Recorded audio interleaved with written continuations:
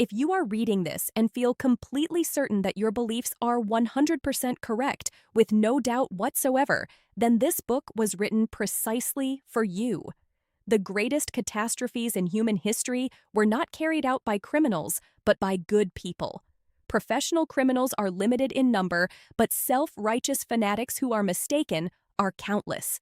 They are the ones who, with a completely clear conscience and in the name of righteousness, destroy the lives of others while imagining they are purifying the world. Have you ever asked yourself how an ordinary person, perhaps a loving father, can suddenly become an instrument of destruction and yet go to sleep with a contented smile? What if everything you have held as faith until today is merely a defense mechanism your brain uses to escape reality? In this book, we journey into the darkest corners of the human psyche, where the boundary between good and evil is shifted not by morality, but by the chemical interactions within the brain. Within these pages, we confront the most formidable existential questions.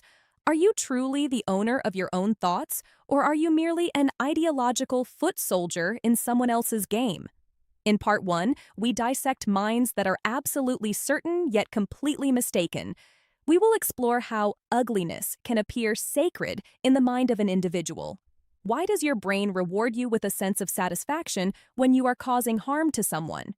In Part 2, we enter the world of astrology and the cosmic influences on the collective psyche to understand whether there are specific timings for mass delusions.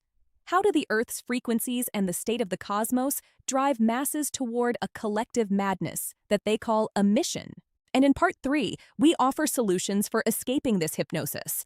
This book aims to prove to you that faith without thought, in anything, is the most dangerous weapon of mass destruction.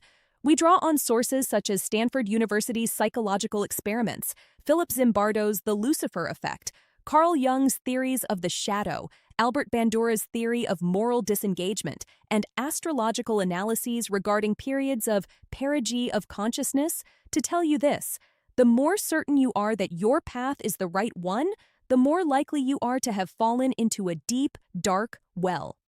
The goal of this book is not to judge, it is to hold up a mirror, and though you may be terrified by what you see, that very terror is the only path to your awakening. If you have the courage to understand that your righteous self is the greatest enemy of your own humanity, then continue reading. Book title: The Sacred Paradox, When the Devil Appears in the Guise of an Angel. Author, Vahid Zekavati. Copyright, VMZ Production.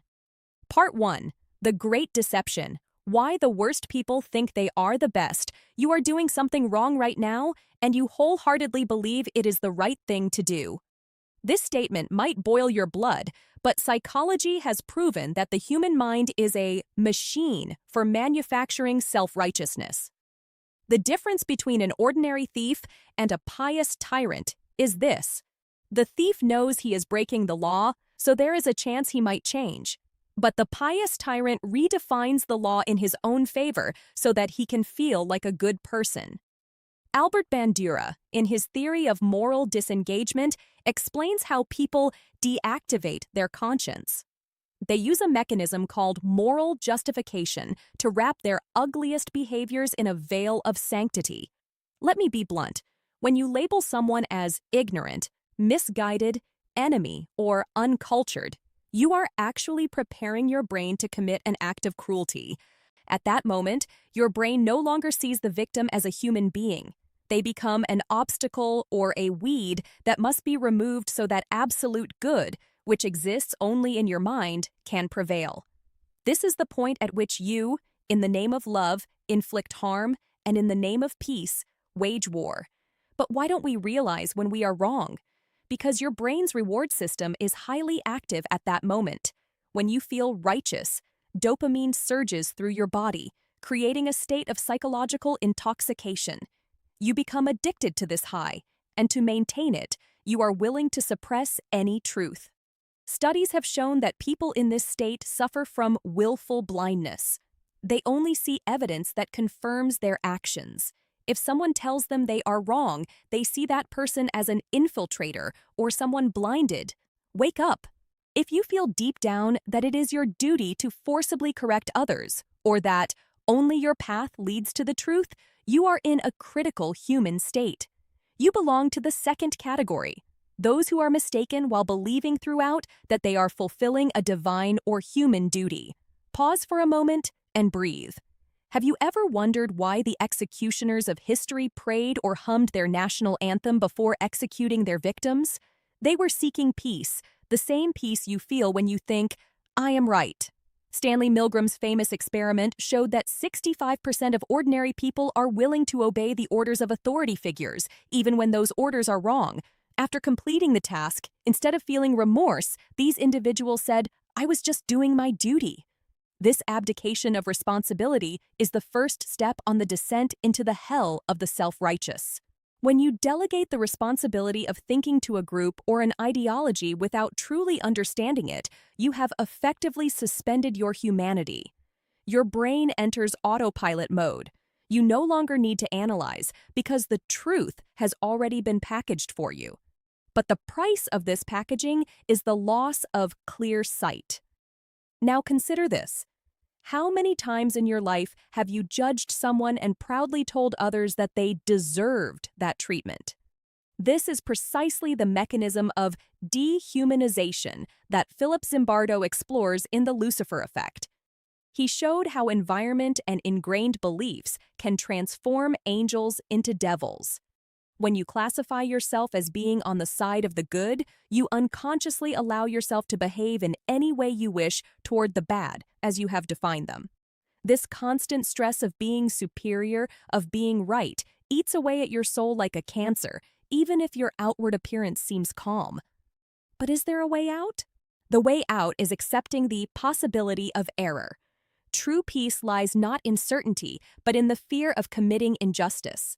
The one who fears making a mistake is far closer to the truth than the one who, with a self-satisfied smile, destroys the world around them.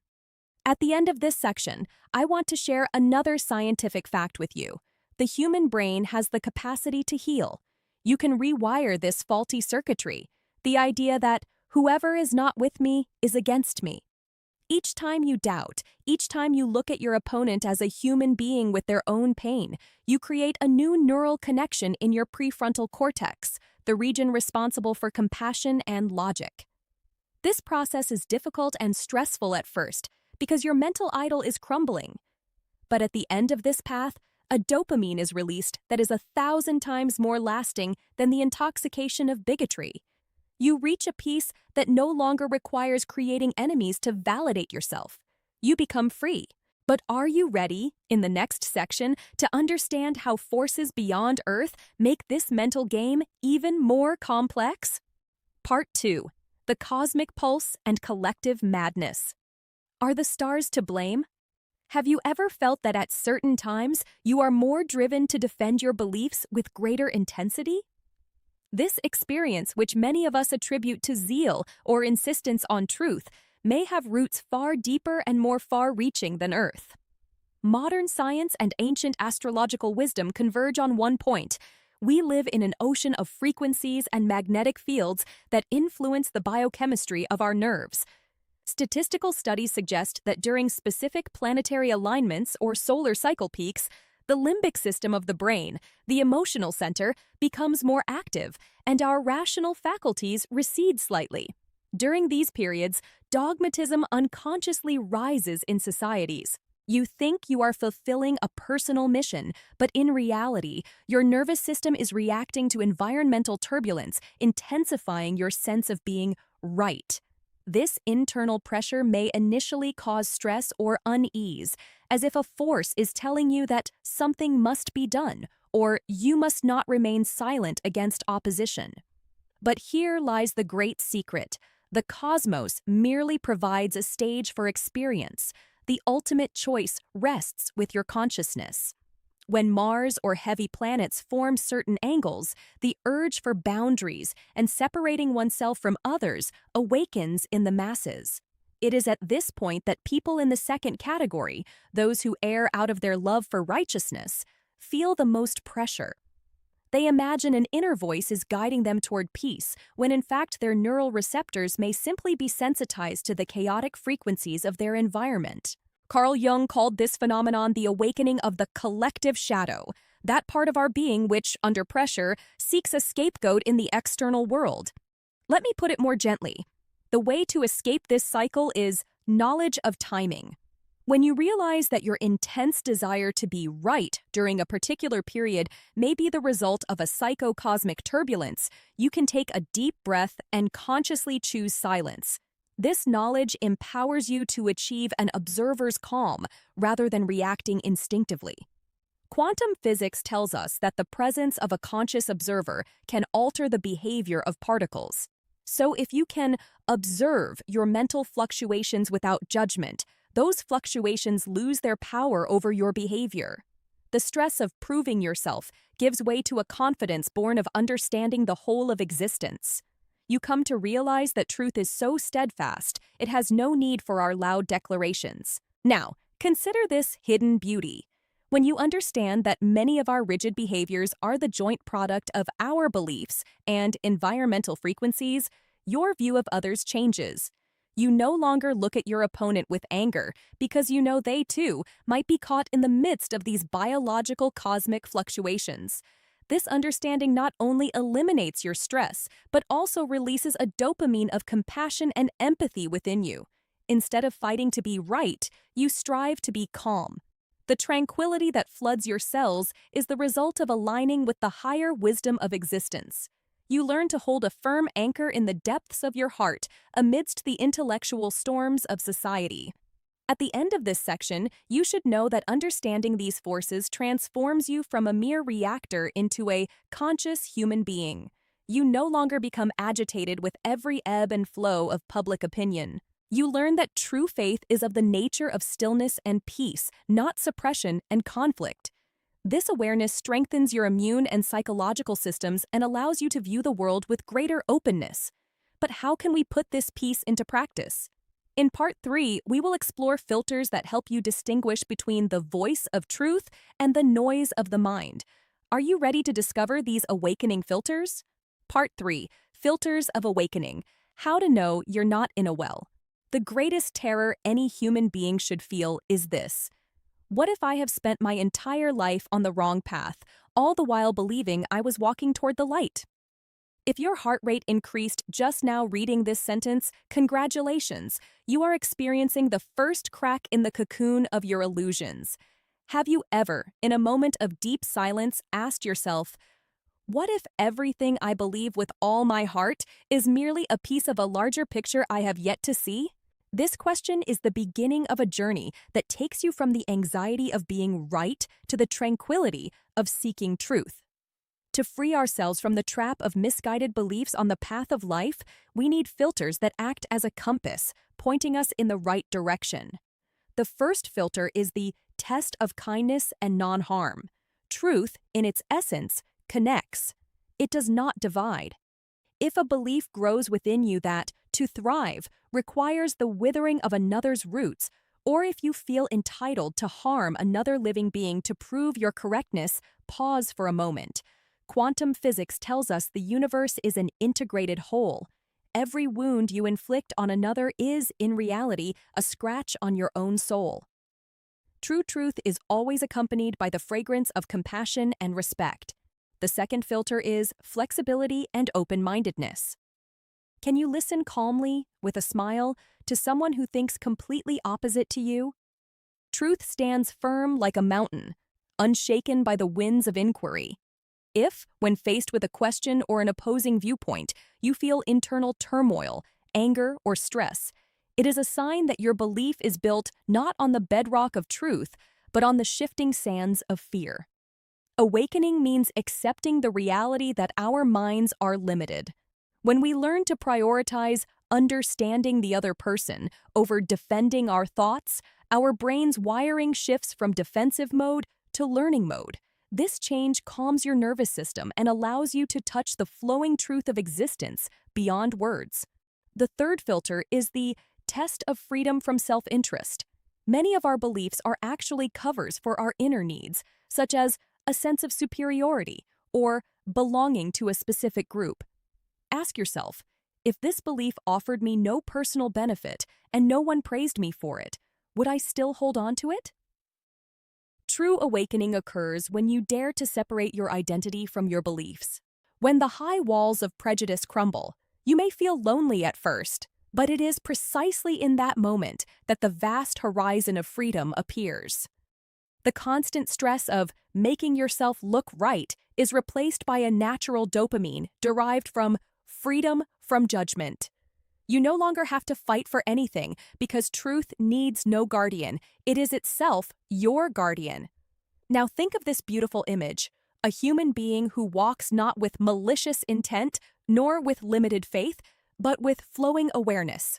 When our cells are freed from the pressure of resentment and judgment, they begin to repair themselves.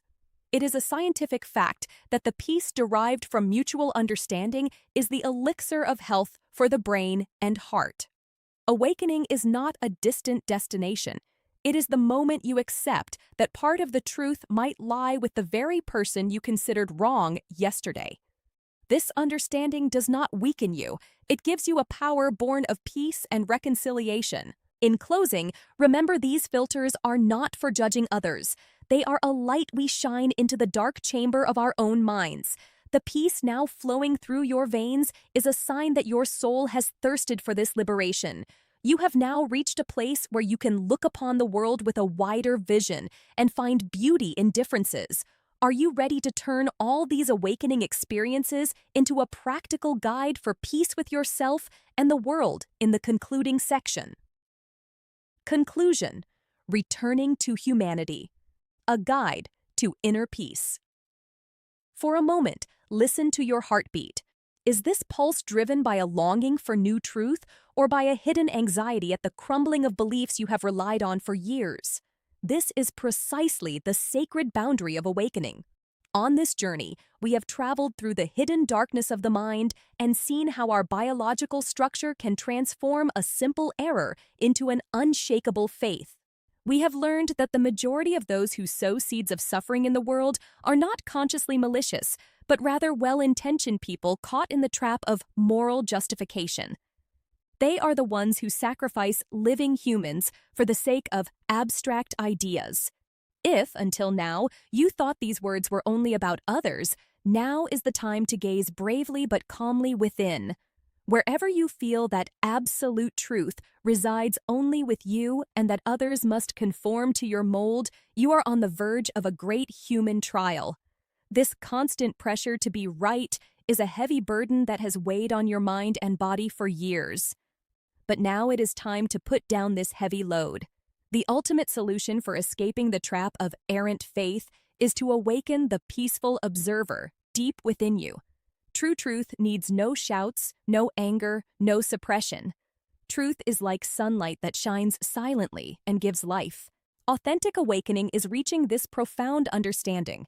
No thought, no boundary, no belief is more valuable than the sanctity of a human heart. The practical and lasting solution, endorsed by both science and ethics, is a return to that golden rule: do unto others as you would have them do unto you. This principle is the simplest and yet most powerful antidote to all cognitive biases and collective madnesses that have shackled humanity. To sustain this awakening in your life, adopt 3 practical steps as daily exercises. Conscious pause. In moments when you feel intensely that you are right and the other is wrong, take a deep breath and ask yourself, am I seeing the whole truth? Cosmic empathy practice. Try to see in the eyes of the person most opposed to you their human pain and aspirations. Acceptance of not knowing. Allow your mind to sometimes say, I don't know. This short phrase opens the doors of wisdom to you. When you let this perspective flow through your life, the frequencies of your being align with the harmony of existence, and a dopamine is released within you born of unity and oneness. You no longer need to prove yourself, for you see yourself as part of a beautiful whole. This book was a mirror to see the hidden beauties and invisible knots of the mind. Now that you have reached the end of this text, The stress of defending beliefs should have given way to a clear transparency. You are now equipped with tools that gently break the chains of prejudice. You are no longer a pawn in the storms of public opinion. You are an awake observer who has found peace first within their own heart. Awakening is a rebirth that brings with it a profound calm. This peace is the reward for your honesty with yourself. From now on, whenever you stand at the crossroads of judgment, return to that quiet, empty space between your thoughts and ask yourself, does this action of mine smell of kindness, or does it smell of justification?